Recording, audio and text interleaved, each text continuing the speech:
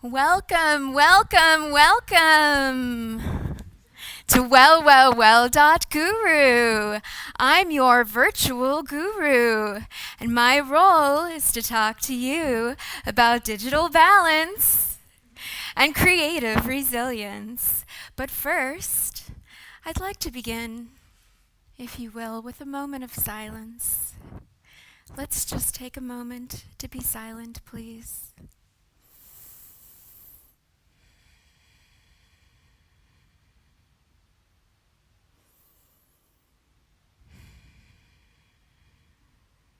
Thank you. Now, I did that not because anybody died or because there was any tragedy.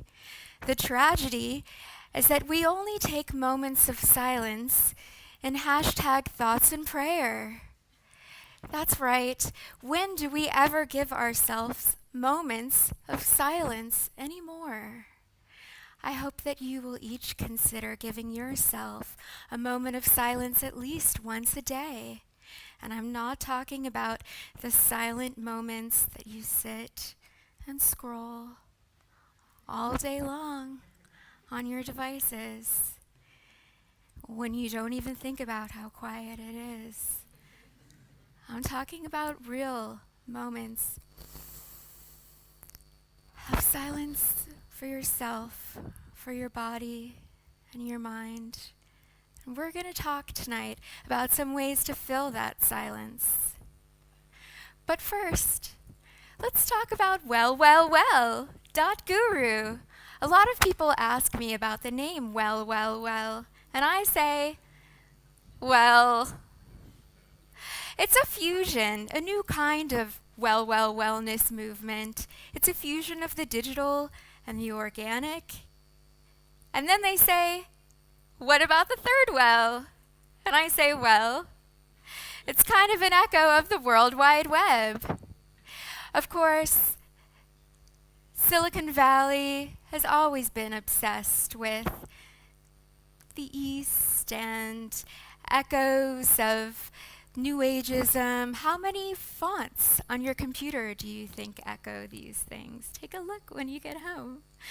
But now we have these new tools for helping us cope with the stresses that technology gives us, right? We can stress out on our computer looking at triggering content, and then we can download apps that remind us to breathe. Apps that help us meditate and give us new ways to meditate. Speaking of breathing, didn't it feel good to breathe together a minute ago? Let's give ourselves a round of applause, by the way, for that silence. That was some great silence. Let's do a breathing exercise together now. I'll remind you to breathe. You don't need the app. Let's take a moment, wherever you are, and just be mindful of our breathing. Let's breathe together for 30 seconds. I know 30 seconds is a long time when you actually count it out, but let's just do it together. I have a microphone, so you can remember what breathing sounds like.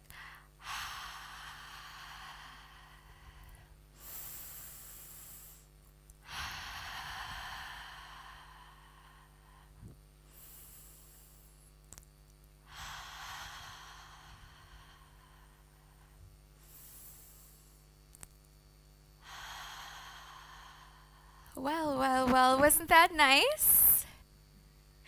You know, it does sound funny sometimes to remind people to breathe, and you think, who are you, my mother? I don't need people to remind me to breathe. But there are actually studies that say that people who are addicted to technology forget to tend to their bodily functions. There are people who are addicted to gaming or porn or social media or whatever their vice may be, and they forget to go to the bathroom. They forget to sleep. They forget to breathe. And I say they, but I know for many of us it's we.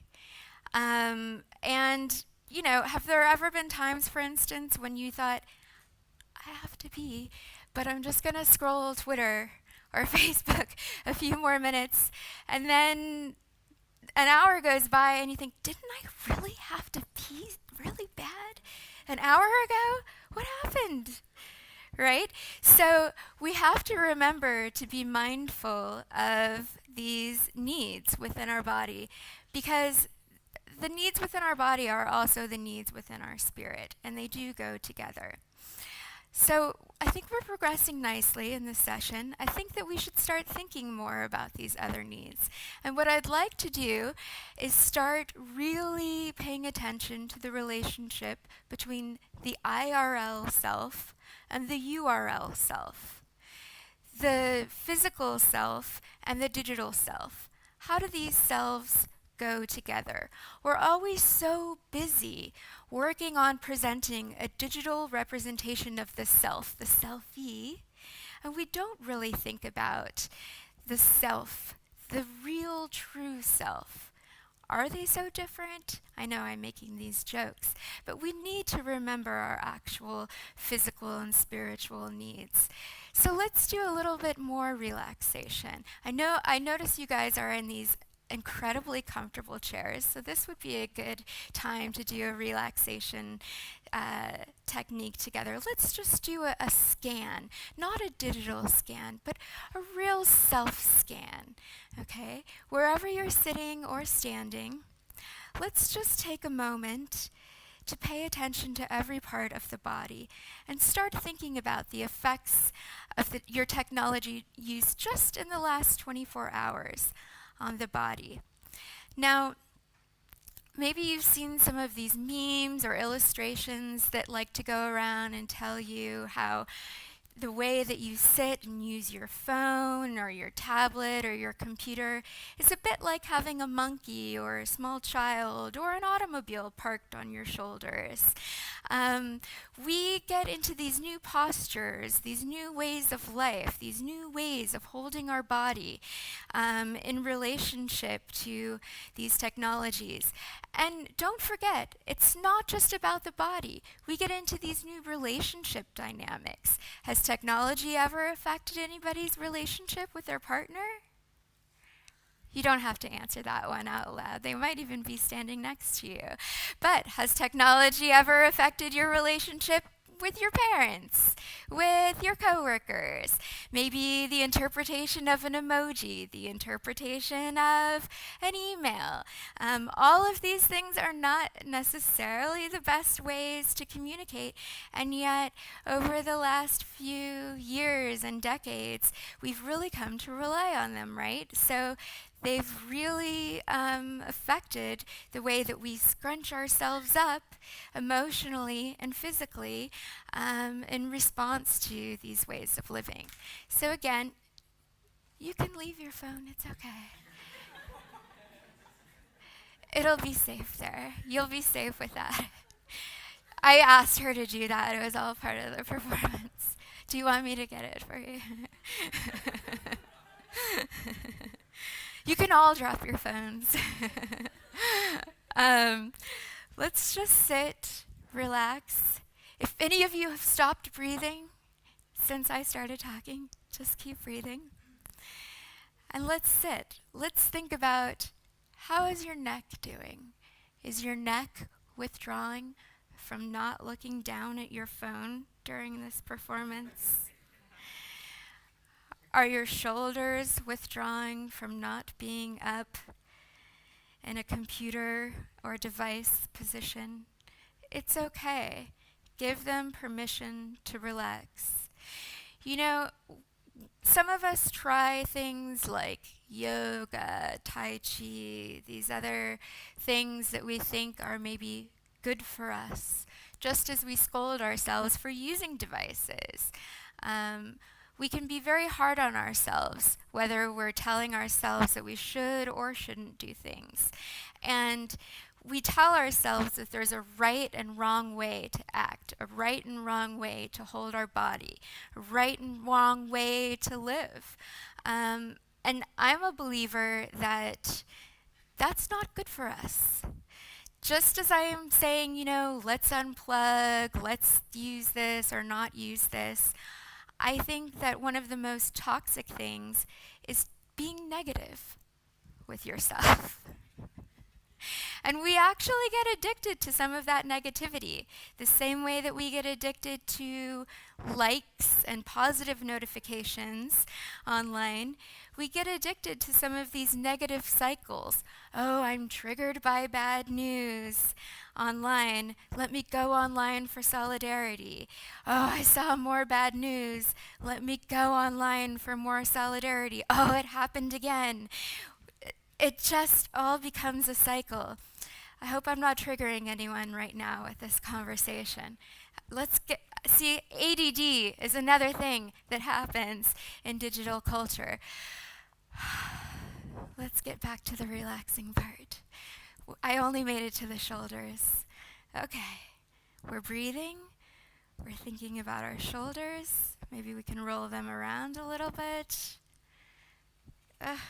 I don't know if you guys heard my neck crunch, if the microphone picked that up. It crunched. Okay, now, maybe the arms a little bit. Don't be embarrassed. Nothing as embarrassing as sitting like this all day. That's what I do when I'm not performing. Speaking to my followers online. Like. Hashtag. Okay, now the arms. Oh, my knuckles cracked. Crack. Yep. We all feel that. Feel the burn. Feel the burn of not scrolling. Yep. Do you ever use your fingers like this instead of like this? It's possible. Okay. Now, whether you're used to a standing desk, which is supposed to make you smarter, they said within the last 24 hours at NewYorkTimes.com, or whether you're used to sitting in a chair like this, or laying in bed like this, which is how I like to compute whenever possible. Just think about where your bottom is now. Be mindful of your bottom. It probably doesn't get enough attention. And just think about this opportunity that you've given yourself tonight. You're not going to have FOMO tonight. You're here. Right? You're here. You've exercised your agency at leaving your home, pushing away from a screen.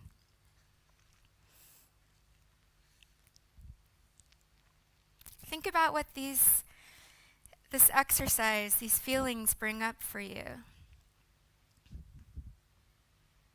Just sit with it for a minute. Literally. Sometimes there can be an awkward silence of just sitting with your feelings among strangers. But again, that moment of silence is something we hardly ever take. It allows in other thoughts, other feelings. Good ones, bad ones, boring ones, things you forgot 2 days ago.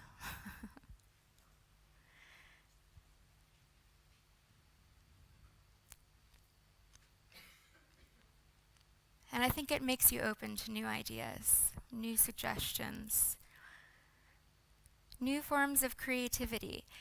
And creative resilience is the other idea that we at WellWellWell.guru like to encourage. That's right, WellWellWell.guru.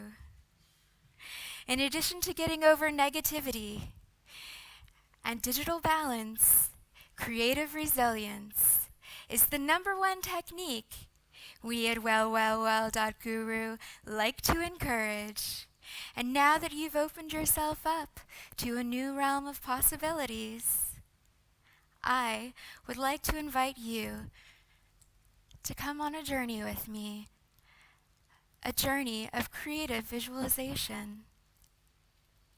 Now, there's a technique I learned when I was quite young, in fact. I learned it through one of my favorite technologies, the mixtape. Kind of a proto-World Wide Web, in my opinion. A form of sharing files, if you will, amongst friends. It was a mixtape that a guru of mine gave me. And right on it, it said, pink bubble technique. That's right. I forgot about it for a little while. And when I got older, I got on YouTube.com and I found out there was a whole genre of people who had fallen in love with the pink bubble technique, recording their own versions. And I'd like to share this technique with you tonight, and then maybe you can explore your own version of the pink bubble technique, and maybe it'll work for you like it's worked for me. The pink bubble technique is a form of creative visualization.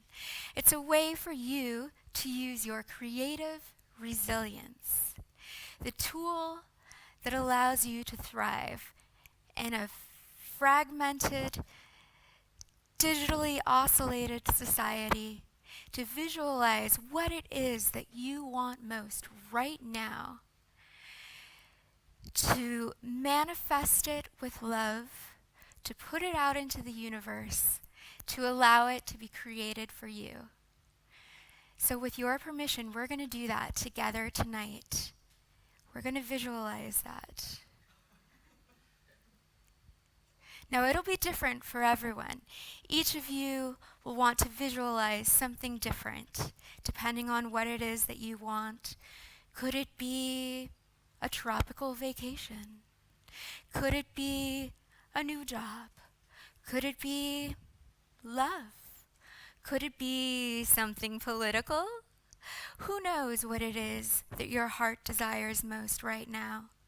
But whatever it is, take a moment to think about it, and then with love and intention, I'd like you to put that thought into a pink bubble. Now, imagine this beautiful, shiny pink bubble coming out of you, glowing and floating right in front of you. And now this pink bubble begins to gently rise up above your warm breathing head, up above the group here in the gallery, through the ceiling, up above the roof of Photo Museum Winterthur. Hope I said that right. Up through the sky, up above the clouds, this pink bubble full of your dream is floating higher and higher. And as it floats, you're using your imagination to further visualize this dream inside of the pink bubble. You can smell the flowers on that vacation, hear the running water. You're sitting in the chair at your new job, leaning back with satisfaction as you hear your new boss's voice or the sound of that glass ceiling breaking. You can hear your lover's voice as you cook breakfast in the morning. Or you can hear the sound of the gavel at that political event that you are just passionately fantasizing about. The bubble continues to rise up through the skies into the solar system, past the constellation of your birth sign, further and further up into outer space, past all of the stars, into the universe. It gathers energy and light force. The pink bubble is rising. Pretty soon, it's passing into the space where the universe will begin to manifest it for you. And now it's time to say goodbye. For the next time you see your wish, it'll be a reality. That is the pink bubble technique. Thank you very much. Have a good evening, everyone.